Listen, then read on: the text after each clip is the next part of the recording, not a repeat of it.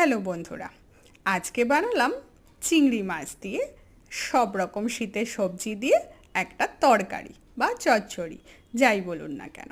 প্রথমে কড়াইতে কালো জিরে দিলাম, তারপর চিংড়ি মাছটা একটু দিয়ে নাড়াচাড়া করে নিলাম। এরপর সব রকম সবজি একসাথে দিয়ে দিলাম কড়াইতে। এবার ভালো করে নাড়াচাড়া করে তার মধ্যে কিছু মশলা দিয়ে দেব। আদা রসুন বাটা, ধনে গুঁড়ো, জিরে গুঁড়ো, পরিমাণ মতো নুন, লঙ্কার গুঁড়ো, হলুদের গুঁড়ো আর পরিমাণ মতো চিনি সব দিয়ে ভালো করে নাড়াচাড়া করে আমরা খানিকক্ষণ ঢেকে দেব।